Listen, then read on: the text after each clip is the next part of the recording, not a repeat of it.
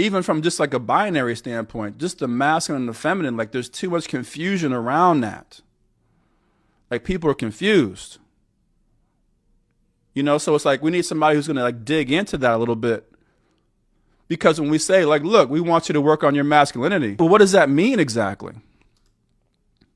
Well, we can go to the chart and look at some of the characteristics of masculinity.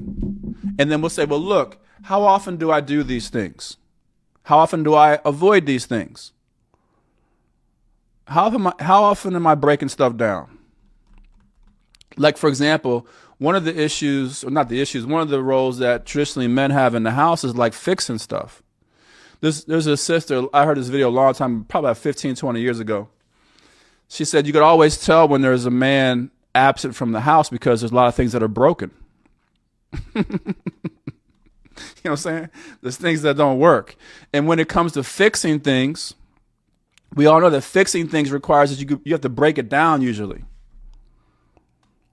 Like you fixing your drain, you gotta unscrew stuff, you gotta break it down, maybe add a part and then reassemble it to fix it. Like most stuff, when you're fixing something, it requires you to break it down. Hole in the wall, okay. I might have to break more of the wall down so that I can form a square, and then I need to patch it with a piece of wood, and I need to put the putty over it, and to smooth it out, then paint it. So now we can be clear as men, like, okay, well, if I'm not doing these things, I might be away from my masculinity. And look, it's not like you go out and start destroying stuff, right? Yes. You don't go out and like, start slapping fools and, knocking walls down with a sledgehammer. But no, you find controlled ways to break things down. Again, that's the whole thing behind weightlifting, right? You're breaking down, the muscles. And you're allowing the androgynous and the feminine to build it back up into something, overnight. Like, the actual building of muscle, you're not doing that in the gym. You're breaking muscle down in the gym.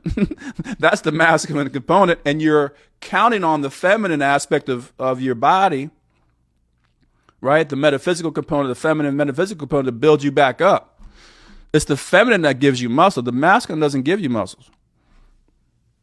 The masculine breaks your muscles down so that more can be built. So it can be built stronger, so it can be built better, so it can be built bigger. So we're going through these components so that we're clear, like, okay, if I want to be more my masculine, I need to do more of these things.